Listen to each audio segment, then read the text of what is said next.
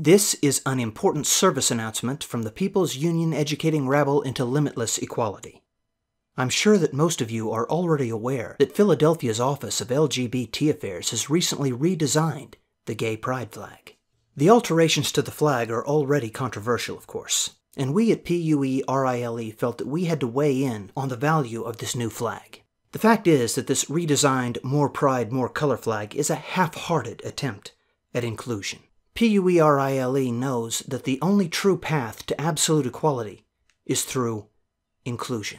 Absolute inclusion. Total inclusion. Adding a mere 2 stripes to this flag is a hollow effort. It is an empty gesture. We at PUERILE have designed a new, truly inclusive pride flag. A lot of thought went into this flag. A lot of effort, a lot of input from all of our membership. We took the original pride flag, as you see it here, and then of course we did add a black and brown stripe just as the More Pride flag has, because such an inclusion is necessary for total equality. But this does not account for all marginalized racial groups, so of course we needed 2 more stripes, one for Asians and another for Native Americans.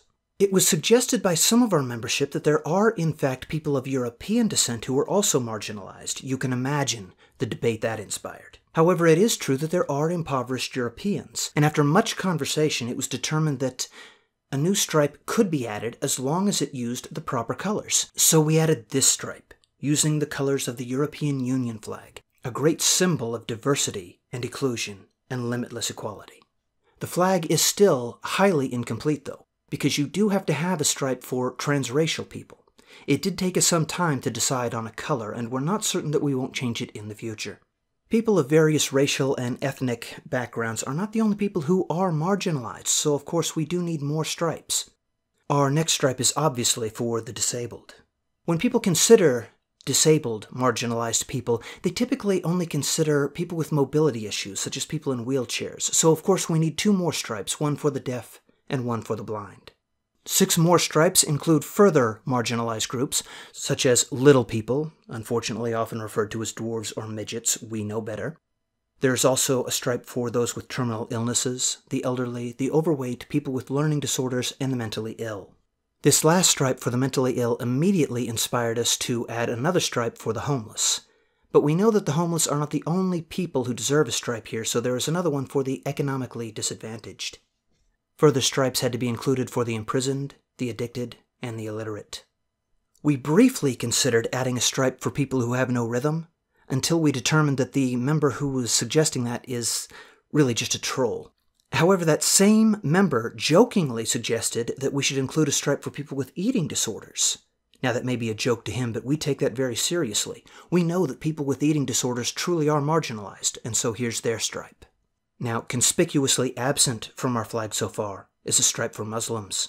We have to be as inclusive as possible, though, so we have added further stripes for Jews, Buddhists, Sikhs, Hindus, Taoists, Zoroastrians, and another stripe for people who are members of folk religions, such as pagans and Wiccans. Finally, we have a stripe for those who are atheist, although it came to our attention that religiously unaffiliated is a more sensitive and inclusive term for this final stripe. This flag is a work in progress, obviously, and will always be a work in progress, because no amount of division can ever represent all of the marginalization that persists in our society's systems. So in the future, we will strive to add more colors to the flag. There has to be a flag in use, though, and we feel that this is highly representative, even though it is imperfect. The problem is that this flag is a bit unwieldy. That many stripes almost dilutes it into a single homogeneous identity, which of course is the opposite of what we're trying to accomplish. After much consideration, we arrived at a flag that incorporates all of these colors into a striking design that manages to place each into a special position. Here it is, ladies and gentlemen, the official PUERILE Pride flag.